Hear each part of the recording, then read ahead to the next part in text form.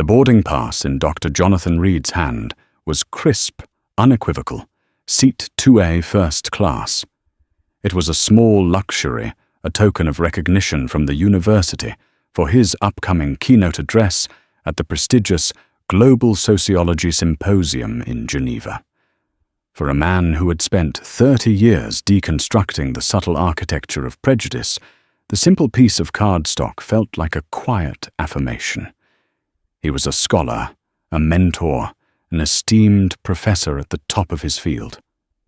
But as he stepped over the threshold of the Global Air Jet Bridge, he was about to discover that to some eyes his accolades were invisible, and his credentials printed in plain black ink were nothing more than a suggestion. In the next 10 minutes, the sterile, pressurized cabin of Flight 741 would become a crucible, testing not only his own lifelong principles of quiet dignity, but the very character of the 20 young minds he had spent a year teaching. The air in Terminal D of JFK International was electric with the specific brand of chaotic energy that precedes a transatlantic flight. It was a symphony of rolling luggage wheels, multilingual announcements, and the low hum of 1,000 conversations. Dr. Jonathan Reed, a man whose presence was as calming as the worn leather patches on his tweed jacket, stood observing the controlled chaos with a small, appreciative smile. At 62, his hair was a distinguished salt and pepper, his face a roadmap of thoughtful consideration and easy laughter. He was not alone.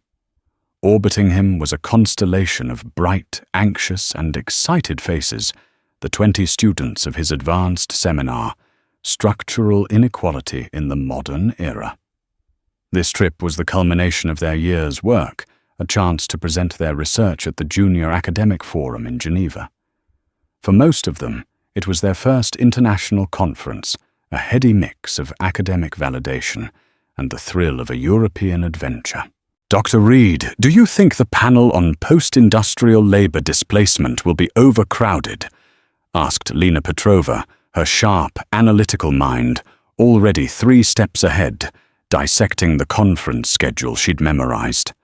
Her intensity was a force of nature, a brilliant fire that Dr. Reed had been carefully stoking all semester. It will be popular, Lena, he responded, his voice a warm baritone. But your research on the gig economy's impact on urban communities is novel. They will make room for a fresh perspective. Just remember to breathe. Nearby, Ben Carter was framing the scene with his hands, his filmmaker's eye seeing a documentary in the making. He was the group's quiet observer, his old DSLR camera a permanent fixture around his neck. He wasn't just there to present, he was there to capture the story. The light in here is terrible, Ben muttered to Kevin Zhang, who was triple-checking his passport and ticket for the 5th time. Kevin, ever the pragmatist, was a business major who had taken Dr. Reed's class to fulfill a humanities requirement, and to his own surprise, had become one of its most dedicated students. As long as the plane's wings have good lighting, I'm happy, Kevin replied dryly, earning a chuckle from a few classmates nearby. Dr. Reed watched them, a profound sense of pride swelling in his chest. They were a diverse group, a microcosm of the world he hoped they would go on to change.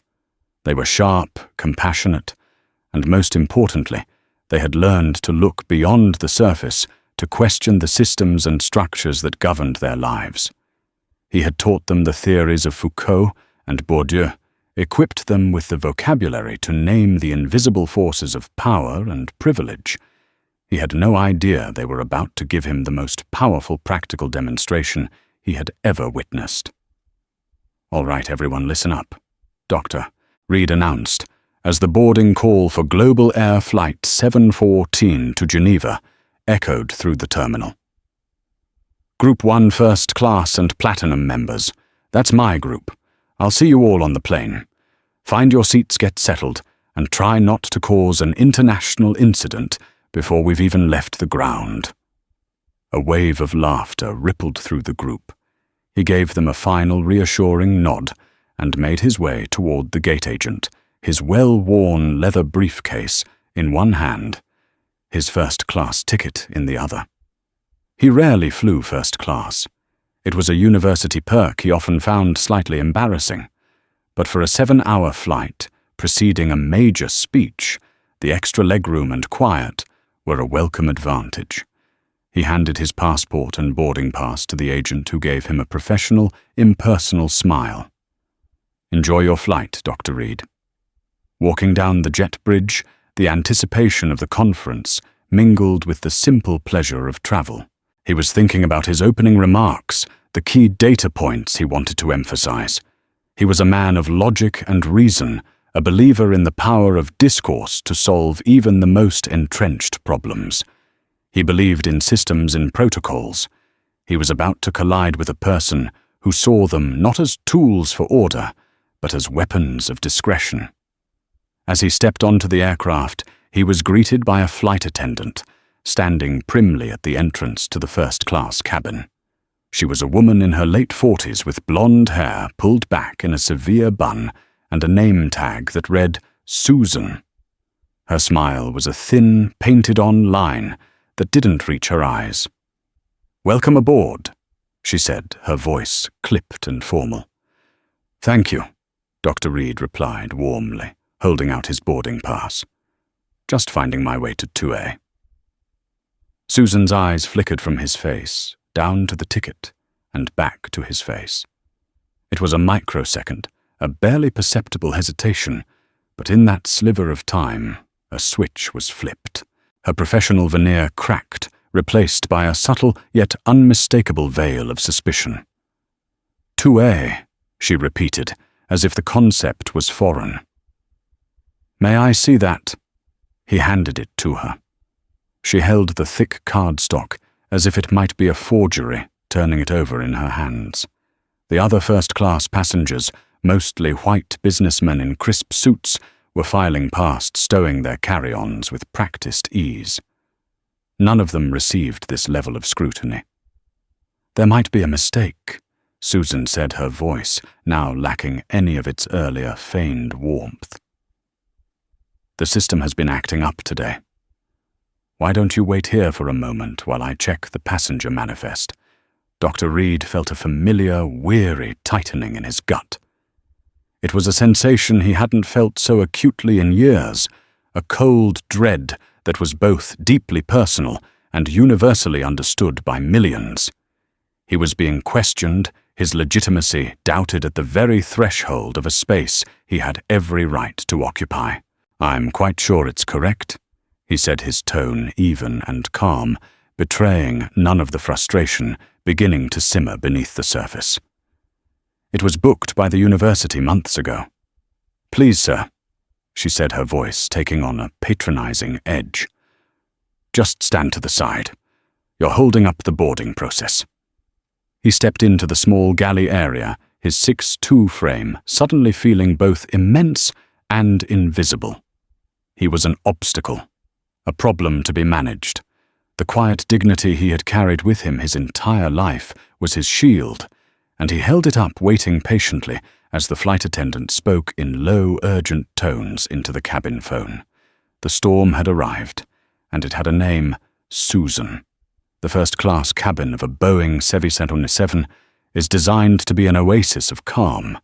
The lighting is soft, the seats are spacious pods of privacy, and the air hums with a quiet promise of champagne and comfort. For Dr. Jonathan Reed, it had become a holding cell. He stood in the galley, a portrait of patience, as the economy passengers began to file past, their eyes a mixture of curiosity and studied indifference.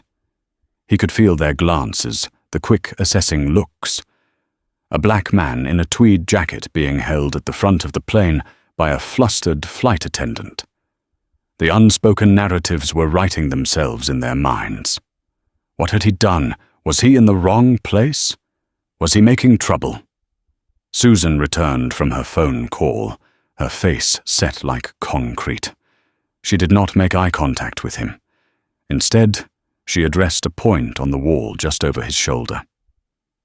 "Sir, as I suspected, there appears to be a seating duplication in our system." She announced, her voice loud enough for the nearby passengers to hear. "It seems this seat was also assigned to another passenger. We do have a very comfortable seat for you in our premium economy section. It's in an exit row, so there's ample legroom.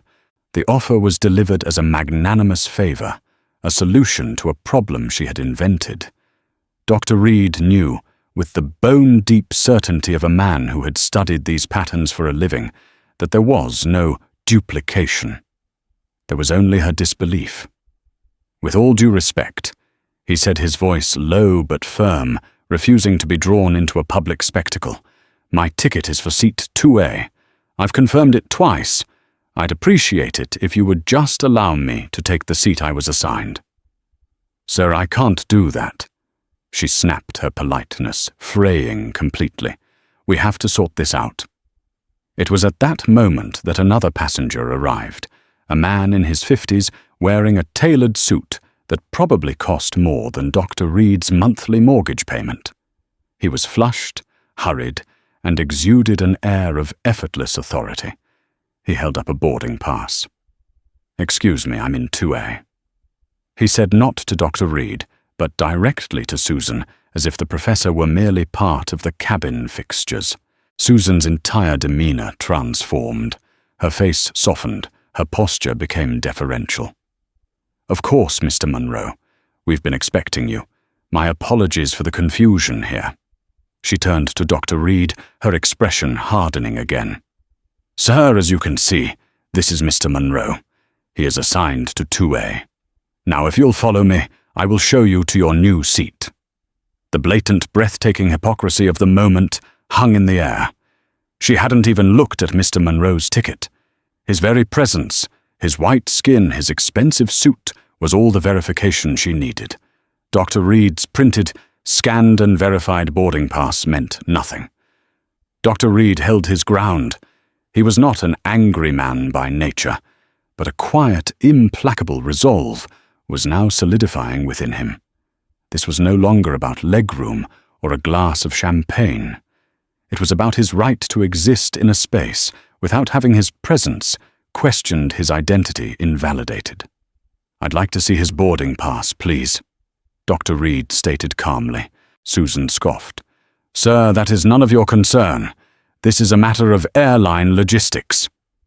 Mr. Garrett Munro, who had been impatiently tapping his platinum watch, now interjected.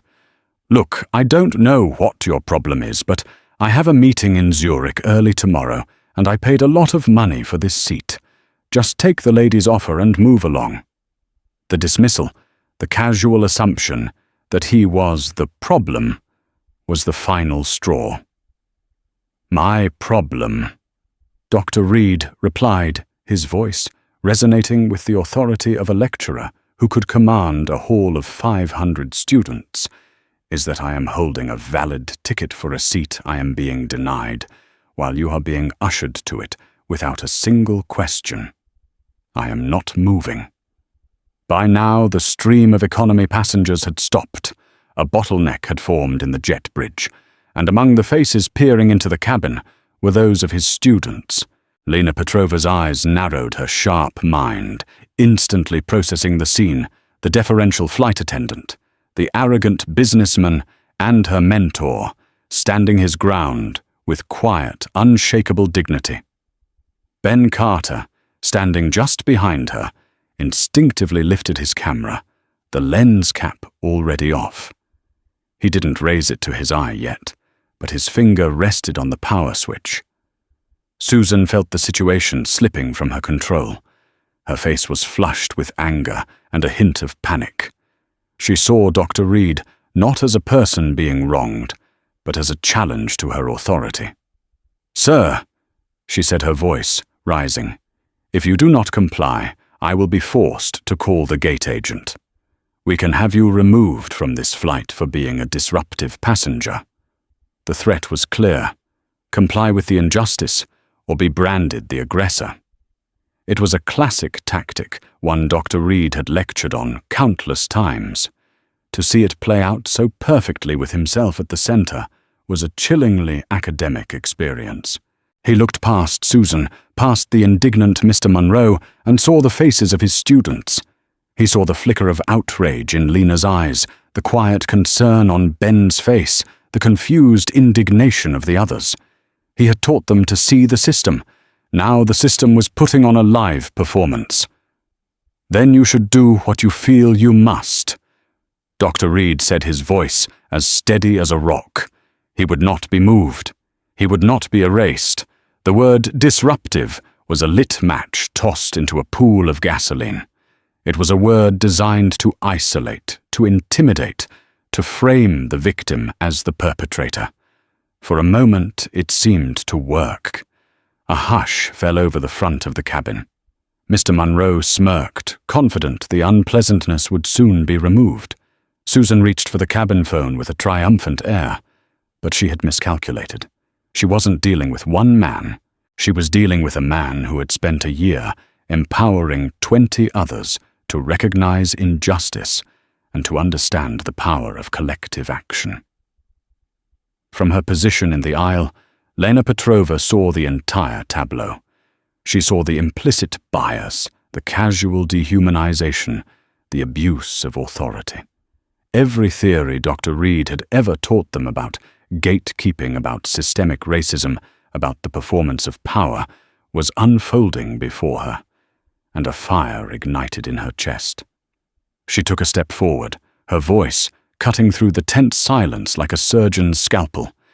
"Excuse me." Susan turned, annoyed by the interruption.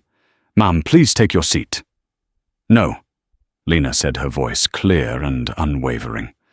"I won't. I'm with him." She gestured toward Dr. Reed. "He's our professor. We're all traveling with him. And I just saw his boarding pass. It says 2A. He's in the right." Susan's face contorted with fury. "This does not involve you, young lady. This is a crew matter." "It involves us now," Lena said, her voice rising in volume and conviction. "You are trying to remove our professor from a seat he paid for based on absolutely nothing. We all saw it." Then the first truly remarkable thing happened. Without a word of prompting, Kevin Zhang, the pragmatist, the one who always calculated the risk, stood up straighter.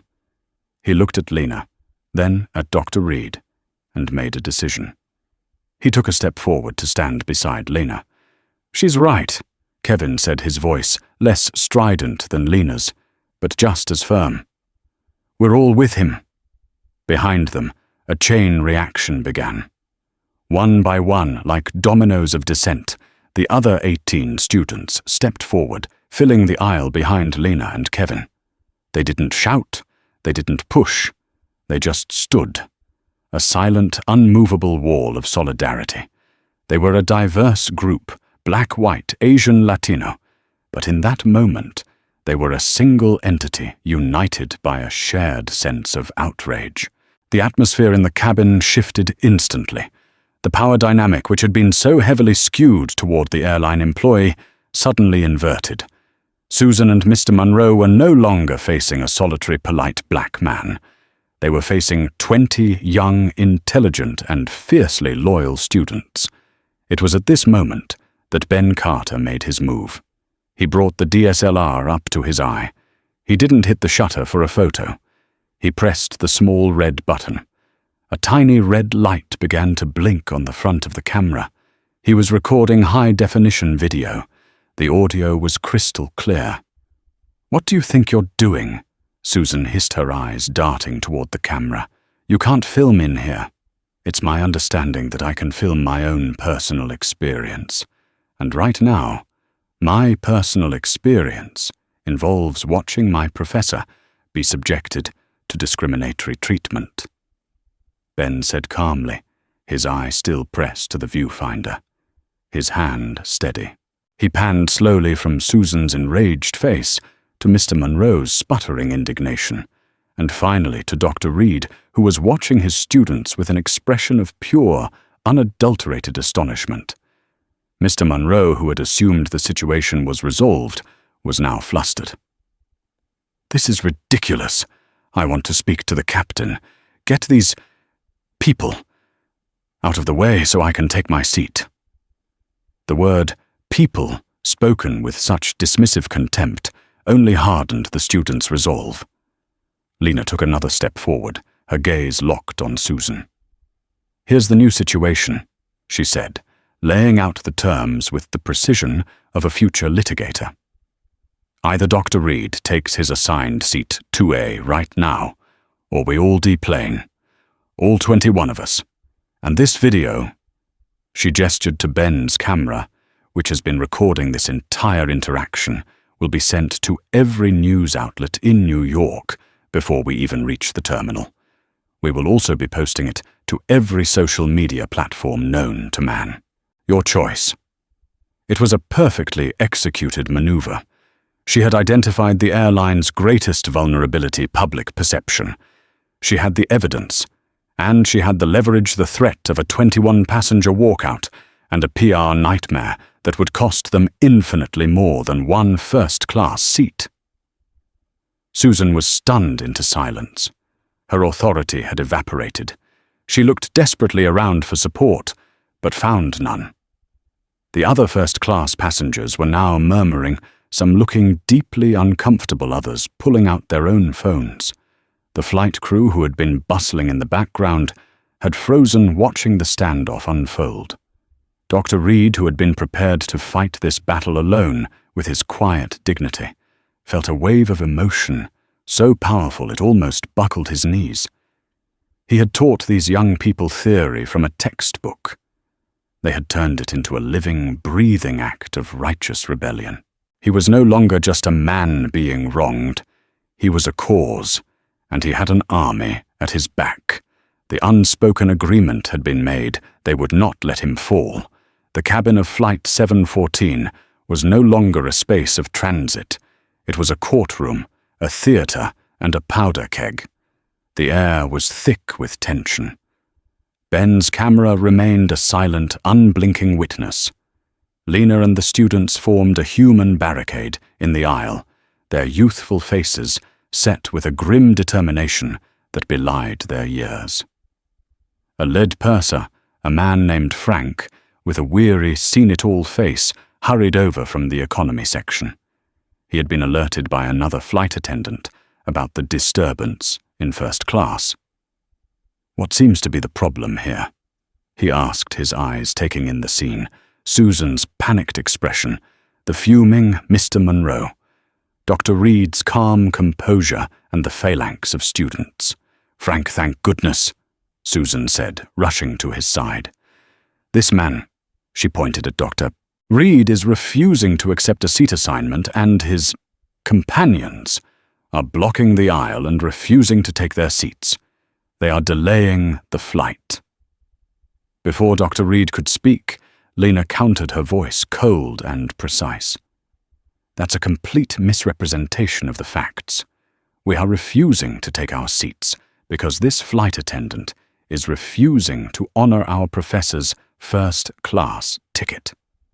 She gave his seat 2A to this other gentleman without even checking his ticket, and then threatened to have Dr. Reed removed from the plane when he rightfully objected. Frank looked from Lena to Dr. Reed. "Sir, may I see your boarding pass?" Dr. Reed handed it over. Frank examined it closely. It was, of course, perfectly valid. He then turned to Mr. Monroe. "And yours, sir?" Mr. Monroe, with an air of great injury, produced his own pass. Frank's eyebrows shot up. He looked at Susan. "They're both for 2A. Susan, did you call the gate agent to verify the master list when you saw the duplication?" Susan paled. I was about to. The system didn't give you any alert." Frank cut in, his voice low and sharp. He knew airline procedure. A true duplication would have flagged at the gate scanner. This was a human-made error, or worse, a human-made decision. You made a judgment call. Frank was in an impossible position. The flight was already 10 minutes behind schedule. Deplaning 21 passengers would be a logistical nightmare, causing a cascade of delays and costing the airline a fortune in compensation and rebooking. But allowing the standoff to continue was untenable. "Okay," Frank said, trying to project an aura of calm control. "Clearly there's been a mistake. Dr. Reed, Mr. Monroe, my sincerest apologies. We will sort this out. Mr. Monroe, if you would be willing to take seat 3F for takeoff, we can—" "Absolutely not," Monroe bellowed. "I booked 2A. I'm a Platinum Elite member. I have rights. I'm not being pushed around by a bunch of college kids and their teacher." The stalemate was back on. Frank's attempt at a simple de-escalation had failed. He turned his attention to the students. "Ladies and gentlemen, I understand your position, but I must ask you to take your seats. We cannot hold the plane like this. It's a violation of FAA regulations." "We'll sit down as soon as Dr. Reed is in his seat," Kevin Zhang said, his voice surprisingly strong. The business student in him had analyzed the situation. They had maximum leverage right now. Giving it up would be a strategic blunder. The captain's voice suddenly crackled over the intercom, sharp and impatient. "Flight attendants, what is the status of the cabin door? We are behind schedule." Frank picked up the cabin phone. His conversation was brief and muffled, but his expression grew more stressed with each passing second. He hung up and faced the passengers. "The captain has been informed of the situation. He has requested that the unresolved passengers deplane and sort this out with the gate agent so we can proceed with departure." It was a classic corporate move, remove the problem from the immediate vicinity. But Lena saw the trap. "No," she said firmly. "We will not deplane. This issue happened on this aircraft under the authority of this crew. It needs to be resolved here. If you deplane Dr. Reed, you deplane all of us, and we take our story and our video with us." She had called their bluff. The airline was now facing two terrible options: a PR catastrophe that would go viral, or a significant delay that would infuriate every other passenger on the fully booked flight. The other passengers were indeed getting restless. A man in the back shouted, "Just get on with it. Some of us have connections to make." But others were starting to murmur in support. A woman in row 15 was now also filming on her phone. The narrative was no longer controllable. Dr. Reed watched the proceedings with a surreal sense of detachment. His students were fighting a battle he had been prepared to wage with quiet, dignified letters of complaint after the fact. They had escalated it into a real-time referendum on decency. He had taught them about power structures, and they were brick by brick dismantling one right in front of him. He felt a surge of something more than pride. It was a profound, humbling awe. The standoff stretched into its 15th minute. The air conditioning seemed to strain under the weight of the unresolved tension. It was a silent war waged in a narrow aluminum tube, with the only weapons being a camera, a boarding pass, and the unshakable conviction of 20 young people. And they were winning. The situation had reached a critical impasse. The captain, unwilling to get directly involved but furious about the delay, was threatening to return to the gate. The gate agents were refusing to come aboard, insisting it was a cabin crew issue. Frank the purser was sweating, trying to placate Mr. Monroe reason with the students and manage the growing unrest from the other 200 passengers. Susan had retreated to the galley looking horrified, realizing she had uncorked a genie of chaos she could not put back in the bottle. Dr. Reed himself had remained a pillar of calm, but inside he was bracing for the inevitable disappointing conclusion security would be called, and he and his students would be forced off the plane, branded as troublemakers. It would be a bitter, unjust lesson for them all. But in seat 1A, a man who had been silently observing the entire drama over the top of his laptop finally closed it with a soft, decisive click. He was a distinguished-looking man in his early 60s with sharp eyes and an impeccably tailored yet understated suit. He hadn't said a word, but his gaze had missed nothing. He had watched Susan's initial condescension, noted the students' unified stand, and observed Frank's hapless attempts at mediation. He unbuckled his seatbelt and stood up. As he moved, the flight crew's demeanor instantly changed. Their posture straightened. A flicker of recognition and fear crossed Frank's face. "Mr. Chen," Frank stammered. I'm so sorry for the disturbance. We are handling it." David Chen, the Chief Operations Officer for Global Air's entire Atlantic Division, held up a hand to silence him. Chen was what the industry called a deadhead, a non-working employee flying for company business. He wasn't on the manifest as a VIP, just as a regular passenger. It was the airline's worst possible luck that on this particular flight, on this particular day, one of the most powerful executives in the company was sitting in the front row. Chen ignored Frank and Susan completely. He turned first to Mr. Monroe. "Mr. Monroe Taht," he said, his voice calm and laced with steel. "My name is David Chen. I'm an executive with this airline. On behalf of Global Air, I offer you my most sincere apology for this disgraceful situation." Monroe, sensing a powerful ally, puffed out his chest. "Finally, someone with some sense. I demand." "What you're going to do." "Mr. Monroe," Chen cut him off. His voice, dropping a decibel, but gaining a ton of weight, "is accept our offer of 50,000 frequent flyer miles, a full refund for this flight, and you will move to seat 3F without another word. If you find this unacceptable, you are welcome to D-plane, and we will book you on the next flight out tomorrow. The choice is yours, but it must be made in the next 10 seconds. Monroe's jaw dropped. He stared at Chen, looking for a hint of negotiation, and found none. He saw only a man who was not asking but informing. Defeated and humiliated, Monroe snatched his briefcase from the overhead bin and stomped off to seat 3F, muttering under his breath. Next, Chen turned to the students. His expression softened almost imperceptibly.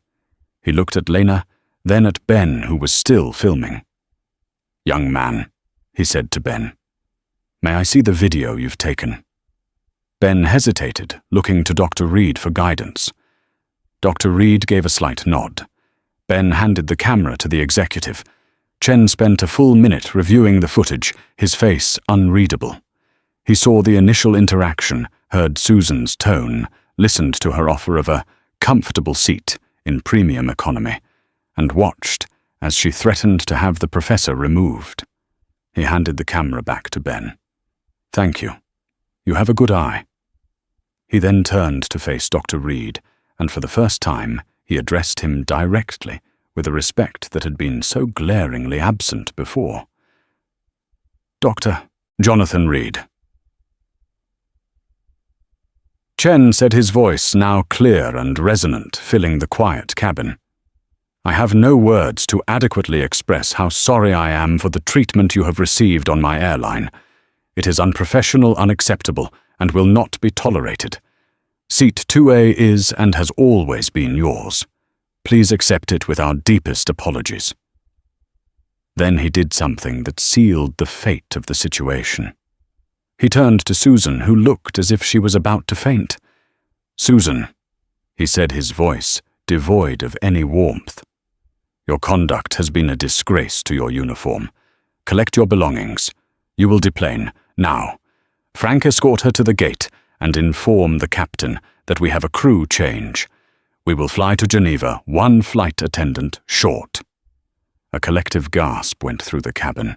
The justice was swift, unequivocal, and brutal. Susan, white-faced and trembling, didn't even try to argue. She scurried to the galley, grabbed her bag, and was escorted off the plane without a backwards glance. David Chen then addressed the students. "To all of you," he said, his eyes scanning their faces, "your loyalty and courage are commendable. I hope you will accept my apology and take your seats so we can get you and your professor to Geneva." Slowly, as if coming out of a trance, the students began to part, clearing the aisle. A few of them patted Dr. Reed on the shoulder as he passed. With the weight of the moment heavy upon him, Dr. Reed walked the few steps to his seat, 2A, and finally sat down. The soft leather felt like a throne he had never asked for, won in a battle he had never wanted to fight. The cabin broke into a spontaneous, quiet applause, not just from the students but from many of the other passengers who had witnessed the entire ordeal. The flight attendants, looking shaken, began to prepare the cabin for departure with a newfound, almost frantic efficiency. The plane finally took off, 45 minutes late, but as it ascended into the night sky, the story was far from over. On the ground, Susan Fletcher was facing an HR nightmare. In the air, Ben Carter was transferring the video file from his camera to his laptop. The in-flight Wi-Fi was slow, but it was steady enough. By the time they were over the Atlantic, the video, edited with a few simple title cards explaining the context, was uploading to the world. The hard part was over. The karma was just getting started. The 7-hour flight to Geneva was surreal. For Dr. Reed, the comfort of his first-class seat was overshadowed by a complex mix of gratitude, exhaustion, and a lingering disquiet. He was treated with an almost reverential deference by the remaining crew, led by a still-shaken Frank. Every offer of a drink or a warm towel felt like an apology. But what resonated most deeply was the quiet, profound respect in the eyes of his students as they would occasionally walk past his seat on their way to the lavatory. They would catch his eye and give a small, knowing nod. They had not just been his students, they had become his protectors. While Dr. Reed tried to rest, Ben Carter and Lena Petrova were huddled over a laptop in economy class, using the sluggish in-flight Wi-Fi. Ben had trimmed the 10-minute video into a powerful, unassailable 3-minute clip. It started with Susan's dismissive tone, showed Mr. Monroe being waved through, captured her threat to remove Dr. Reed, and culminated in Lena's powerful stand and the silent rebellion of the other students. David Chen's dramatic intervention was the finale. Lena, with her sharp mind for narrative, typed out a simple, factual description. Professor of Sociology, Dr. Jonathan Reed denied his paid-for first-class seat on Global Air Flight 714. When he calmly questioned it, the flight attendant threatened to have him removed. 20 of his students refused to sit down until he was treated with respect. Stand for Reed, flying while black. Global Air. They hit post. The video was shared to Twitter, Facebook, and a link was sent to a popular travel blog. Then they waited. The internet, as it is often said, is undefeated. The video landed not like a pebble in a pond, but like a meteor. By the time Flight 714 touched down on the tarmac in Geneva, the digital world was ablaze. Stand for Reed was the #1 trending topic worldwide. The video had been viewed over 1 million times. It had been retweeted by celebrities, politicians, and civil rights activists. News organizations like CNN, the BBC, and the New York Times were already writing articles, embedding the video, and desperately trying to get a comment from the airline. Global Air's corporate headquarters in Atlanta was in full-blown panic mode. Their stock, which had opened steady, began to tremble.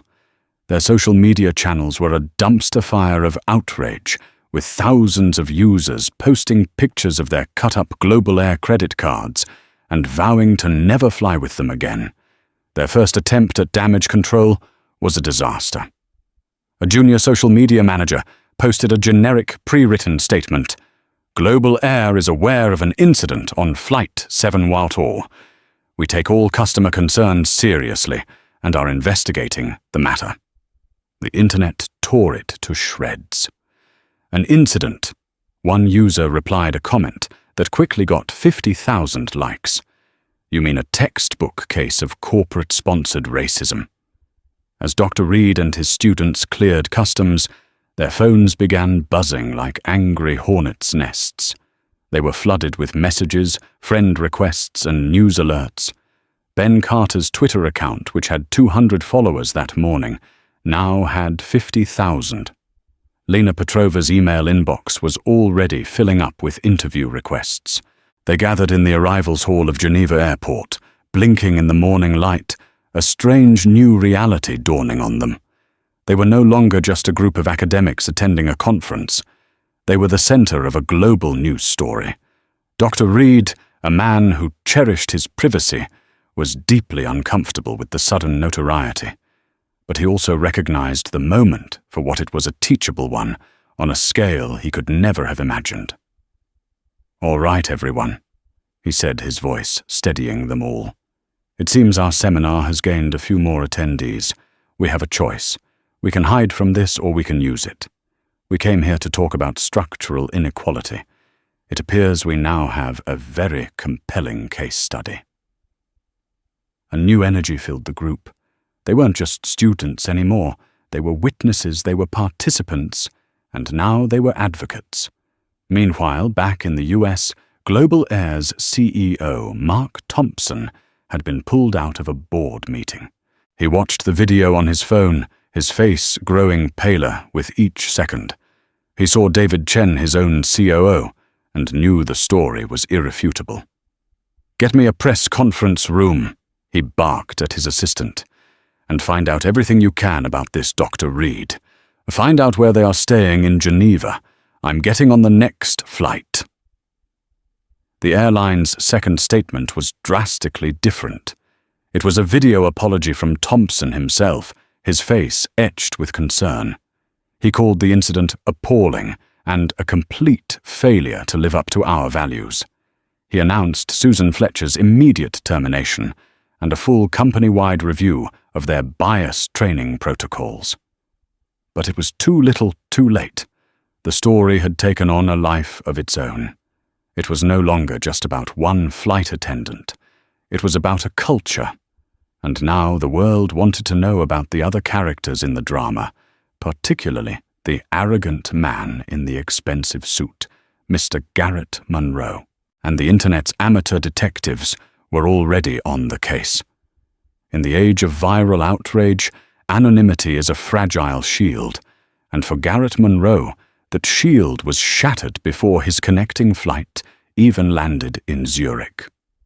The internet, with its hive-mind intelligence and relentless curiosity, had descended upon the video of Flight 714. His face, contorted in a mask of entitled indignation, became a digital effigy. Amateur sleuths on Reddit and Twitter cross-referenced airline passenger lists, matched his platinum watch to social media photos, and within hours the verdict was delivered. The man in the video was Garrett Monroe, CEO of Monroe Corp, a mid-sized logistics firm with a reputation for ruthlessness. The fury that had been directed solely at Global Air now found a new, more personal target. The Force or Stand for Reed hashtag was joined by Lojo Monroe Corp and Grounded Garrett.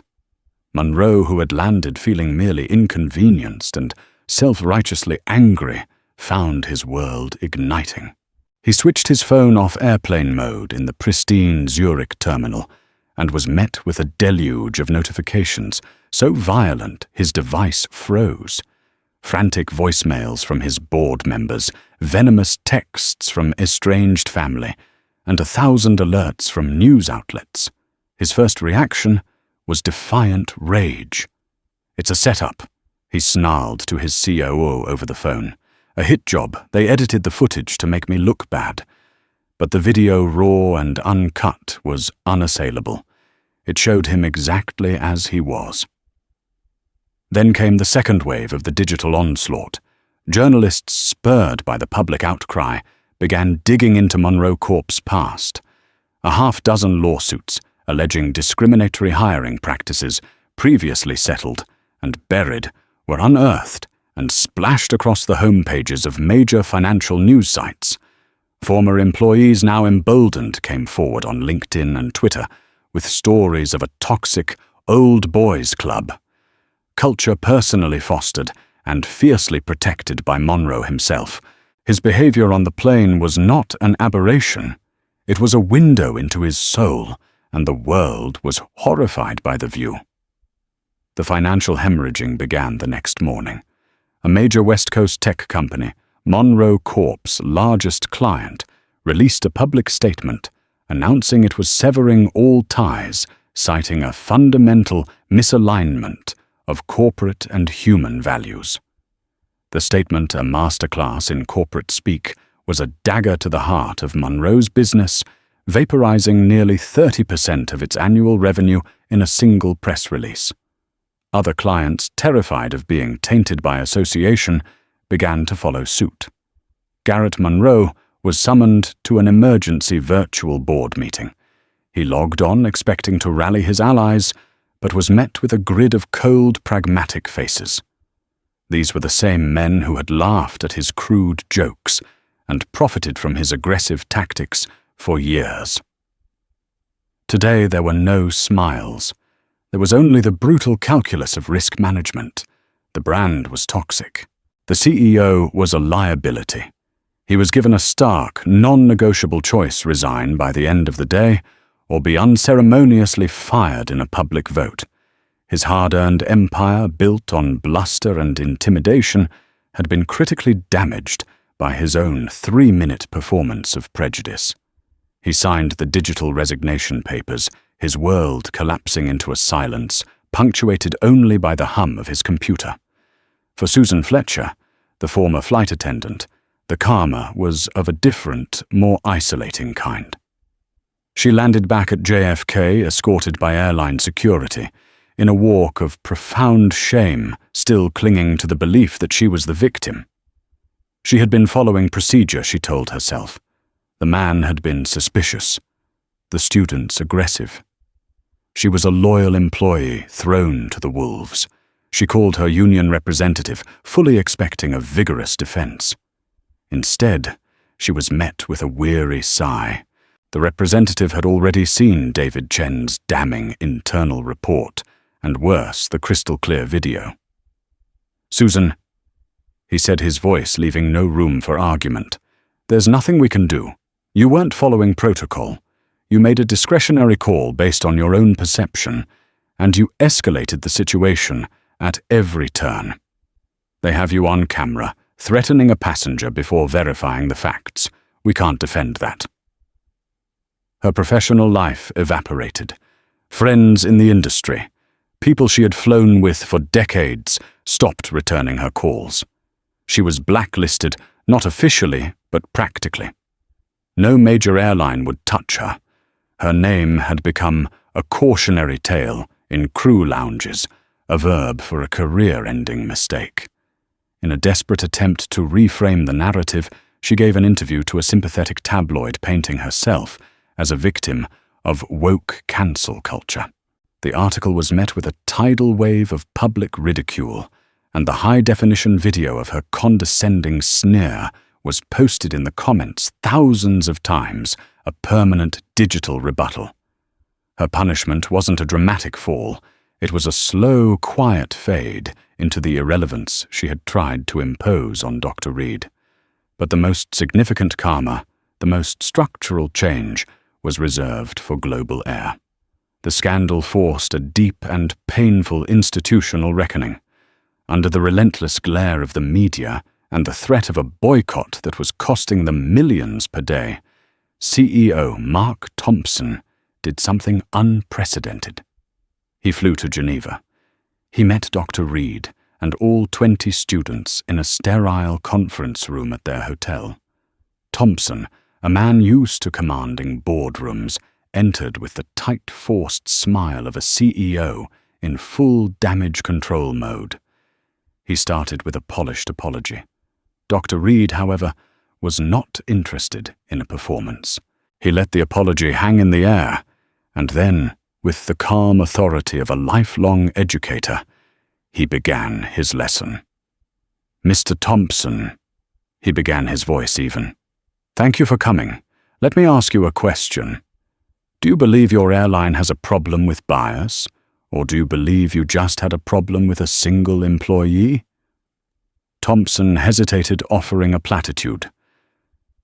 We believe our culture is strong, but clearly there was a failure. It was Lena Petrova who cut him off, her voice sharp and clear. With respect, sir, the failure wasn't just with the flight attendant. It was in the system that empowered her. She didn't check a manifest. She didn't consult a gate agent. She made a judgment in less than 3 seconds based on what she saw. A black man in her first-class cabin did not compute. That's not a protocol issue. That's a cultural one. Kevin Zhang, the pragmatist, chimed in, speaking the CEO's language. The reputational cost of this one incident will far exceed any settlement you pay. A public-facing structural investment in change is the only strategy that can restore consumer and shareholder confidence.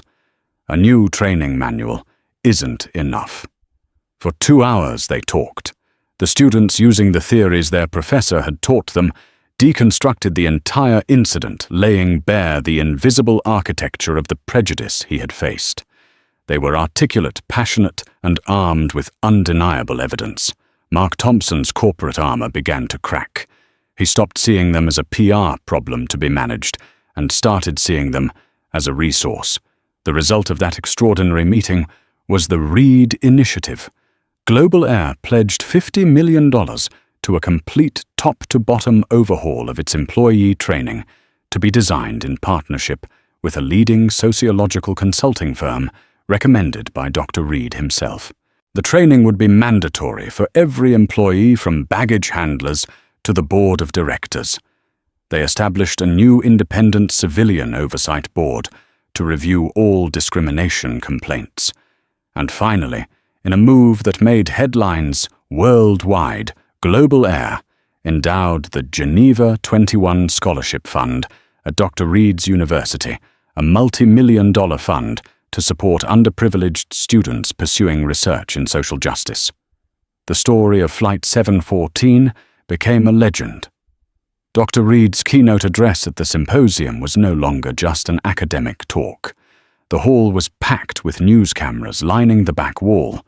He received a thunderous 5-minute standing ovation before he even spoke a word. He looked out at the sea of faces and saw his 20 students sitting in the front, 2 rows, their faces beaming with pride. He set aside half of his prepared speech and spoke from the heart, not just about structural inequality as a theory, but about the living seminar they had all just participated in at 30,000 feet. The students returned home, transformed. Lena Petrova, fielding offers from top civil rights law firms, realized her true passion lay in fighting for corporate accountability. Ben Carter's video won a prestigious award for citizen journalism, and he understood his camera was not just a tool for art, but a tool for truth. Kevin Zhang found a new purpose, dedicating his business studies to corporate ethics and social responsibility. They had stood up for their professor, and in doing so, had inadvertently tilted the world just a little toward justice, creating an echo that would resonate long after the memory of one awful flight had faded. The story of Dr. Jonathan Reed and his 20 students isn't just a story about a flight. It's a powerful testament to the fact that courage is contagious. It shows how one moment of casual baked-in prejudice can be met with an overwhelming wave of collective integrity. It's a reminder that real power doesn't always come from a title or a position of authority. Sometimes it comes from the simple, unified act of standing up, literally, for what is right. These students didn't have a plan. They didn't have a strategy. They simply saw an injustice being done to someone they respected, and they refused to be silent bystanders.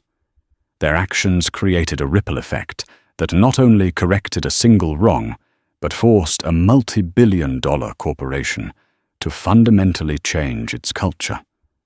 This story proves that your voice matters. and when joined with others, it can become a roar that is impossible to ignore. If this story moved you or made you think, please help us share these powerful messages. Hit that like button to show your support. Share this video with your friends and family to spread the word, and make sure you subscribe to our channel for more real-life stories that inspire and empower. Thank you for listening.